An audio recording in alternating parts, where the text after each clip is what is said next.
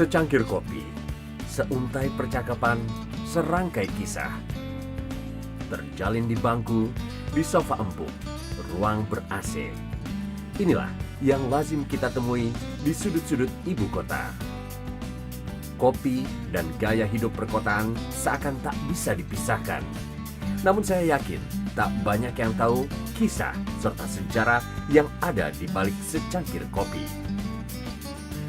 Bagaimana peranan Hindia Belanda dalam perkembangan kopi di Indonesia dan bagaimana kondisinya kini? Untuk menyusuri jejak perkembangan kopi di Indonesia, hanya ada satu orang yang cocok untuk memandu saya.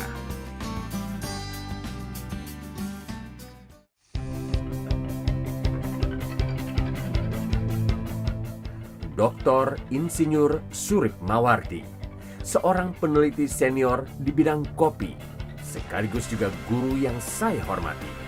Untuk bertemu dengannya, saya khusus terbang ke Jember, Jawa Timur. Jika tidak sedang sibuk membina petani kopi di seluruh pelosok Indonesia, Pak Surip, begitu saya memanggilnya, dapat ditemui di tempat kerjanya di Pusat Penelitian Kopi dan Kakao Indonesia. Aktif menjadi peneliti sejak tahun 1981, tak terhitung banyaknya karya ilmiah dan jurnal penelitian, khususnya tentang kopi, yang telah beliau publikasikan.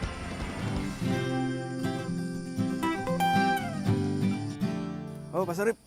Aduh, apa kabar Pak? Udah lama Pak nggak ketemu Pak. Halo, baik. Ini lagi ngapain nih Pak? Saya sedang penelitian bunga Aha. untuk persilangan. Oh. Jadi kita membuat persilangan antara tanaman kopi satu dengan yang lain. Maksudnya adalah untuk mendapatkan varietas-varietas unggul baru, yaitu yang rasanya enak, produksinya tinggi, dan tahan terhadap hama dan penyakit. Oh, Ya. saya mau cerita sedikit soal Pak Surip. Dia adalah mungkin salah satu empunya kopi di Indonesia, salah satu pengrajin karena beliau tidak cuma peduli dengan bagaimana menanam, bagaimana rasanya, bagaimana cara merasanya, tapi sampai mendetailkan bahwa daerah ini bagusnya begini dan begini. Dan beliau adalah salah satu guru saya dan saya jujur senang ketemu lagi dengan beliau. Saya bisa belajar banyak dan saya pasti akan nanya banyak banget. Nah, banyak banget yang saya pengen tahu. Nah, Pak, penasaran nih, saya kalau ngelihat Jawa Timur, sejarah kopi gimana sih Pak nyampe sini Pak? Yang saya tahu Belanda kan bawa ke Jakarta nih awalnya nih. Ya. Itu gimana nyampe Jawa Timur ya Pak ya? Iya, jadi waktu itu kan kopi dibawa ke Jakarta tahun 1696. Terus pada saat itu terjadi banjir bandang di Jakarta. Yang di Kedaung gitu ya Pak ya? Kedaung. Gagal. Jadi banjir di Jakarta bukannya sekarang. Kemudian Belanda mendatangkan lagi tahun 1699. Ditanam di sekitar Jatinegara. Dulu namanya Cornelis. Cornelis. Terus sekarang ada situs namanya Pondok Kopi. Itu diduga salah satu tempat penanaman kopi yang pertama. Kemudian kopi dikembangkan di daerah Priangan atau orang Belanda nyebut Prianger kopi. Kemudian merambat ke Jawa Timur. Jadi kalau kopi ke Jawa Timur itu diperkirakan untuk cari tepatnya sangat susah. Itu sekitar pertengahan abad 17. Karena pustaka-pustaka Belanda yang terbit sekitar tahun 1880-an itu sudah menyebutkan penanaman kopi di Pasuruan, di sekitar Mojokerto, kemudian di sekitar Banyuwangi. Dan itu mereka sebut dengan Java Coffee. Ya. Ketika kena karat daun itu kan habis tuh Pak katanya Jawa Pak. Betul. Tapi Jawa Timur ada yang selamat. Ya, ini suatu sejarah yang sangat menarik bahwa pada tahun 1878 penyakit karat daun pertama kali menginfeksi kopi Arabica di Jawa. Ya. Dan setelah itu terjadi suatu epidemi atau serangan yang meluas dengan cepat, ya. Sehingga Belanda pada tahun 1900 memasukkan kopi Robusta dari Brussels. Kopi ini berasal dari Kongo karena waktu itu Kongo jajahan Belgia. Oh, jadi Brussels Belgia ya? Betul, bibitnya dibawa ke kebun kopi namanya kebun Semberagung. Itu di daerah Malang Selatan. Nah, setelah tahun 19 itu kopi Arabica ternyata tahan terhadap penyakit karat daun. Akhirnya Robusta Pak? Robusta. Ya, Robusta. Sudah Robusta berkembang dengan cepat sehingga pada tahun sekitar 1930-an itu banyak kebun-kebun kopi Arabica yang sudah begitu menderita diserang oleh penyakit Karadaun ya. itu dikonversi menjadi Arabica. Ya. Saya kemari itu tahun 2005 waktu itu, dan Ya. saya belajar banyak di sini, dan buat saya ini adalah satu tempat yang magis. Saya melihat orang mencurahkan perhatian dan cintanya terhadap kopi, dan yuk kita jalan-jalan bareng. Semoga saya bisa memperlihatkan apa yang membuat saya jatuh cinta dan apa yang membuat saya pengen kesini-sini lagi, dan akhirnya saya kembali ke sini. Yuk kita jalan keliling Pak, Ayo, kita liatin. kita Saya lihat. pengen lihat lagi tempat-tempat yang Ya. belum saya lihat Pak. Silakan. Yuk.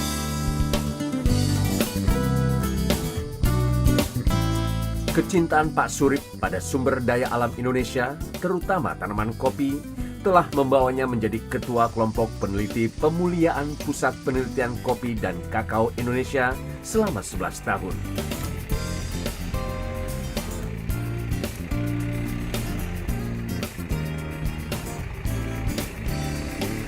Pusat Penelitian Kopi dan Kakao atau Indonesian Coffee and Cocoa Research Institute adalah lembaga non-profit yang dibentuk oleh pemerintah Belanda pada tahun 1911.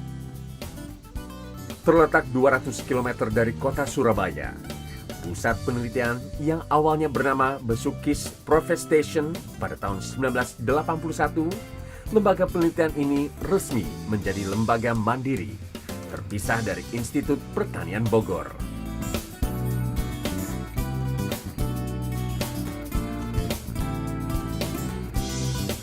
Sesuai namanya, lembaga ini bertugas meneliti dan mengembangkan kopi serta kakao. Tak hanya seputar pengembangan tanaman, namun juga pengembangan teknologi serta produk-produk hilir atau komersil.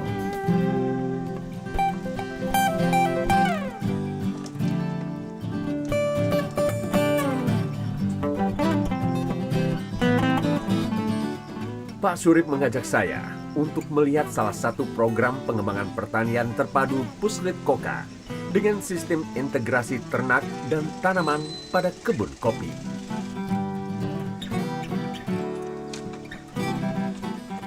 Domba-domba ini buat apa nih Pak? Ya, ini kita punya konsep integrasi antara kopi Robusta, kemudian tanaman perkebunan seperti karet, kemudian ada lada, kemudian ternak domba. Nah, ternak domba ini fungsinya adalah untuk menghasilkan pupuk seperti ini Pak Adi. Oh, kayak di bawah ini pupuk ya? Organik, betul. Jadi kita membuat pabrik pupuk sendiri untuk 1 hektar itu cukup 20 domba. Kami di Pusat Penelitian Kopi dan Kakao, filosofi kami adalah produk utama kotoran, nanti dagingnya limbah. Oh, Supaya ini betul-betul dirawat dengan baik dan nanti ditaruh di pohon kopi. kita emang dilatih untuk menggunakan limbah. Betul. Nah, dengan cara seperti ini, itu berarti pertanian kita sistemnya ramah lingkungan. Iya sih Pak. Gitu. Jadi kita punya lamtoro untuk kayu bakar, daunnya untuk pakan ternak. Kemudian ternak akan mengubah daun menjadi pupuk untuk kopi lagi. Jadi siklusnya tertutup, Mas Adi.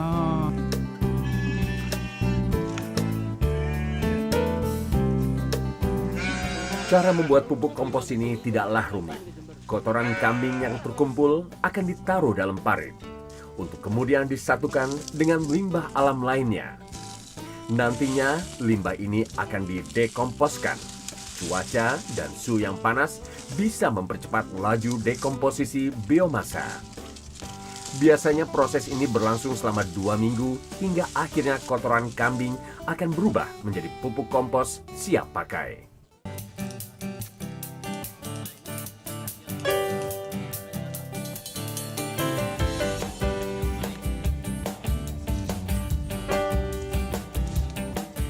Saya perhatiin kayaknya banyak sekali lubang-lubang seperti ini ya Pak ya. Nah, lubang ini penting sekali Pak untuk menjaga kesuburan tanah. Jadi ini dibuat rorak atau lubang. Ya. Ini panjangnya 125 cm, lebarnya 40 cm, dalamnya 40 cm. Dan ini dibuat tiap tahun bergantian. Ini kebetulan di sini, nanti tahun depan di sini, tahun depan di sini lagi, tahun depan di sana. Jadi kopi ini dikelilingi akan ya nanti akhirnya ya Pak ya. Betul. Nah, selain pupuk kandang juga dimasukkan sersah-sersah untuk menjaga humus supaya Sersah humus itu daun-daun kering ya. daun-daun kering, cabang kering, kemudian apa saja yang untuk pupuk itu dimasukkan. Betul, seperti Mas Adi ini. Nah, rorak ini punya fungsi banyak. Yang pertama untuk konservasi air.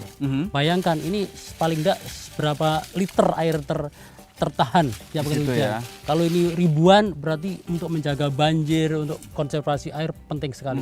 Yang kedua menjaga kesuburan tanah.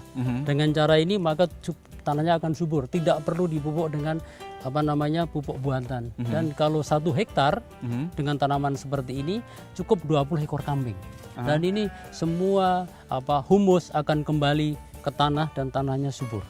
Dan kalau mau dapat sertifikasi organik nggak usah susah-susah. Nggak usah Karena emang susah. organik ya Pak ini Betul. ya. Saya tambah satu Mas tadi. Apa Pak? Lamtoro ini tanaman leguminous. Jadi dia menambat nitrogen. Jadi daunnya itu kaya nitrogen.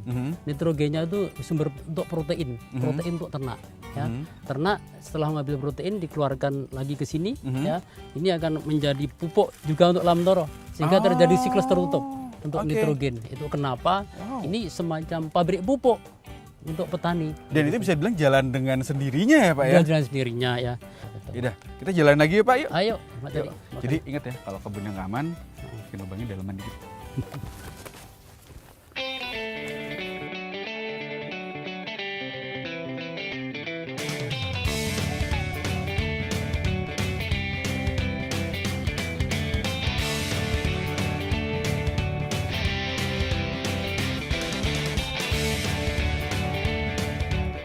Selain hewan kambing, Puslit Koka juga mempunyai 11 sapi. Sebagai penghasil pupuk kompos, jika kambing menghasilkan setengah kilo limbah dalam 1 hari, maka sapi mampu menghasilkan limbah 10 kilo untuk 1 ekornya. Sapi-sapi ini juga dimanfaatkan limbah cairnya. Limbah cair sapi akan dialirkan dari kandang ke dalam bak penampungan untuk difermentasikan. Hasilnya adalah biogas serta pupuk organik yang kaya akan kalium, kapur, dan unsur nitrogen. Satu lagi inovasi dari bagian entomologi Puslit Koka, pengendalian hama berbiaya murah. Para petani tidak perlu membeli pestisida yang berbahaya bagi tanaman dan manusia. Cukup mengeluarkan 4.500 untuk membeli hipotan serta botol mineral bekas. Sudah mampu melindungi tanaman dari hama.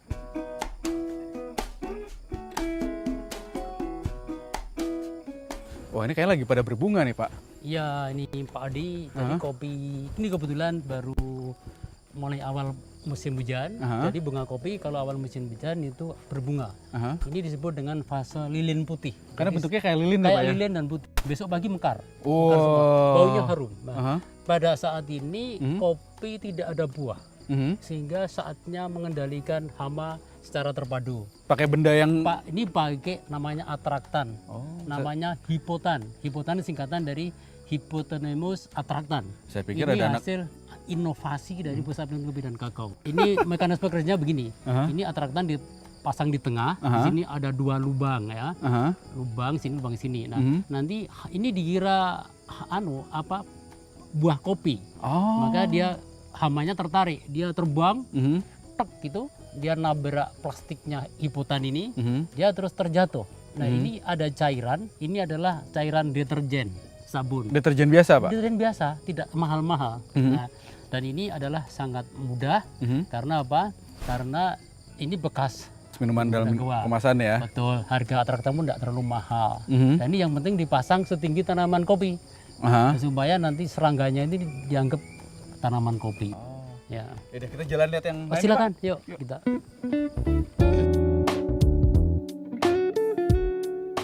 Dari kebun penelitian, Pak Surip membawa saya menuju lokasi tahap pembibitan terobosan terbaru dari Puslit Koka. Nah sekarang ini tempat apa nih Pak? Jadi kita akan melihat areal pembibitan kopi kultur jaringan, yaitu dengan teknologi somatik embryogenesis.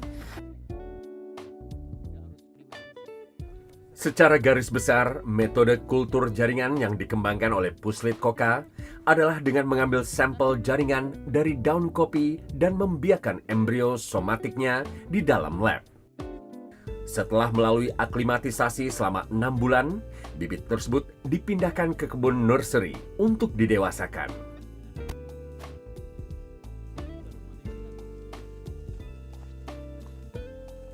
Kalau ini bagian apa ini Pak? Ini adalah lokasi untuk aklimatisasi bibit hasil somatic embryogenesis, Mas. Jadi bisa dibilang baru kali ini dia dari lab itu kena sama tanah ya Pak? Ya? Betul, dari lab bertanah. Jadi ini sebenarnya tanaman kecil-kecil sekali. Ini ditanam dengan jarak yang rata. Ya, ini kita aklimati selama 6 bulan. Itu nanti baru dipindah untuk pembesaran. Baru kita kirim ke seluruh Indonesia. Ini kok saya lihat tanamannya semua mirip bentuknya Pak. Emang ini dari biji atau dari tadi Lah, daun kan ya? Ini keunggulan hasil perbanyakan dengan somatic embryogenesis. Karena dengan somatic embryogenesis itu berarti kita memperbanyak tanaman seperti kita menyetek tanaman. Jadi ini diperbanyak secara vegetatif. Jadi ini nanti akan jadi biji yang relatif seragam, tanaman yang relatif seragam, sehingga mutunya kita harapkan lebih seragam dan juga produktivitasnya akan tinggi karena tidak terlalu beragam di lapangan. Bapak kan lihat ini seragam sekali gitu. Jadi bisa dibilang ketika sudah selesai dari sini nanti di akhirnya bisa jadi kopi yang rasanya akan seragam ya Pak ya? Ya, mutunya tidak hanya rasa tapi juga ukuran seragam, nanti cita rasanya kalau goreng juga lebih mudah ya, lebih ya. mudah. Kemudian roaster senang banget roasternya mudah-mudahan. Dan ini merupakan klon yang pertama di Indonesia. Di Indonesia Pak? Di Indonesia, yaitu klon BP klon Andungsari 2K, maaf. Klon Andungsari 2K. K itu artinya klon. Ini pertama di Indonesia dan kemungkinan ini pertama di dunia. Wow. Itu. Ya. Ya, sekarang kita lihat ya, sana ada yang lebih besar ya Pak ya? Ayo kita lihat di saya yang lebih besar lagi. Boleh. Ini di bagian yang kayaknya sudah pada besar-besar ya Pak pohon? Ya, ini sudah daerah pembibitan dari aklimatisasi kita pindah di sini. Ini sudah mulai dicabut untuk dikirim. Nah, ini di sini ada yang masih belum dikirim, Pak. Oh, masih padat ini ya? Ini Pak masih ya? padat. Ini kita lihat di sini, ya. Jadi dari sana tadi kecil kita pindah ke sini. Jarak tanamnya 15 kali 15 cm kira-kira ya. Ini dipelihara sekitar 6 bulan. Nah, bibit yang bagus itu adalah siap tanam kalau nanti sudah mulai percabangan. Ya. Jadi kalau ditanam di lapangan sudah mampu bersaing dengan gulma. Nah, kalau ini bisa kita coba cabut satu, misalnya ini bibitnya bagus sekali. Nah, ini akarnya tunggak ya. Ini ya. Ini punya akar tunggang Mas Adi ya. Ini akar tunggang ya. Jadi seperti tanaman dari biji. Padahal ini tanaman dari somatic embryogenesis. Dari daun tadi ya Pak ya? Ini bibit ini sehat, nah ini sudah bercabang. Berarti ini sudah siap panen saatnya untuk ditanam. Nanti dikirim, terus dipetani, nanti siapkan polybag. Ditanam dulu, kita aklimatisikan lagi selama 2 bulan. Setelah 2 bulan baru bisa dipindah di kebun petani. Tadi kalau nggak salah pas kita jalan kita sempat lihat proses packingnya Pak. Iya. Masih terjadi nggak ya jam segini? Kayak masih ya Pak ya? Kita coba nanti.